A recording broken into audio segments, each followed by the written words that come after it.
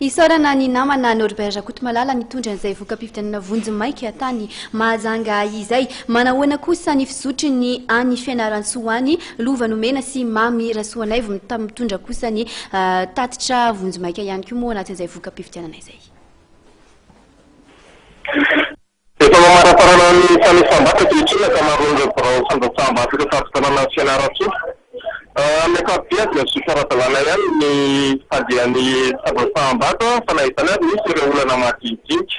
Ohatra tao amin'ny EPP plateau zao misy ny olona tonga ny fidy tao aorinany amin'ny 5 ora, izany hoe tany amin'ny tamin'ny enatano zareo ireny tonga tao fa tsy niraisiny tao amin'ny birao fandraisam-bata satria hoe efa tara. Misy kosa ireo bileta tokana ny saina tsy ampy anankitelo izy raha mihoatra amin'ireo isan'ny olona nandatsabata ka tsy maintsy naverina ny saina moa izy fa mivaha ihany ny olona avy eo. Raha eto tafitanana Fianarantsoa eto amin'ny birao fandraisam-bata eto amin'ny CEG Rakotozafi Alphonse ny misy anay amin'izao izay ahitana birao anankefatra ka ny isam-bata psikiatra loatra dia kandida anankitelo zany no tena misongadina tamin'ireto bureau de vote reto dia ny candidat Robinson Jean-Louis, ny candidat Erazonar Mampiana dia ny candidat Dadafara. Ao anatin'ireo birao fandraisam-bata anankefatra ireo ao amin'ny birao voalohany zao dia mitarika ny candidat Jean-Louis Robinson izay manana vato 900. Manaraka azy eo ny candidat Dadafara manana vato 80 ary fahatelo ny candidat Erazonar Mampiana manana vato 20. Ao amin'ny birao faharoa kosa dia mitarika ny candidat Erazonar Mampiana dia manana vato 30.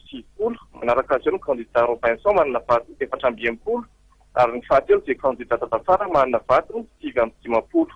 Ao amin'ny birao fahatelo kosa dia mitarika ny candidat Erazonar Mampiana manana vato 30. Manaraka azy eo ny candidat Dadafara manana vato 20 ary fahatelo ny candidat Robinson manana vato 20. Amin'ny birao fahaefatra kosa dia mitarika ny candidat Robinson manana isa 100. Manaraka azy eo ny candidat Erazonar Mampiana manana isa 150 ary ny fahatelo ny candidat Dadafara manana isa 450. Raha ny vaovao azy moa dia mbola misy ihany ireo birao fandraisam-bata amin'izao no manohy manisan'ny vato ao aminy zany fa antenaina fa afaka fotoana vitsivitsy eo dia mety ho voaray daholo ny valim-pifidianana amin'ireo birao eto an-tafitanana Fianarantsoa. Lova Nomena sy Mamy Rasoanaivo, Vantana Vatsy Fianarantsoa, ho an'ny